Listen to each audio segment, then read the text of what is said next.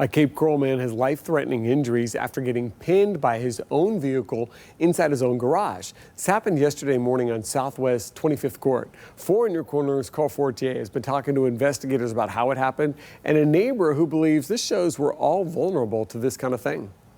It could happen to any one of us, which makes you think about, your own mortality and worrying about what happens to your family. Rena Zellman was shocked to learn her 74-year-old neighbor Glenn Wicks received life-threatening injuries in what seems to be a freak accident inside his own garage. A taxi cab driver had called the Cape Coral Police Department and advised that there was a traffic crash within the residence where a vehicle which had no occupants inside had crushed a man. Sergeant Alan Kolak with Cape PD says Wicks was found pinned between the door of his Lexus SUV and the pillar next to the garage door. The SUV had somehow been left in reverse while the driver's side door was open. Wicks didn't have a pulse when police arrived. They began life-saving measures and say he did have a pulse by the time EMTs got there. He was then taken to a local hospital. Once he's able to speak, the investigator would actually interview them to determine what the circumstances were that led up to the actual crash. This is a life-changing event, so our hearts and prayers just go out to him and the family.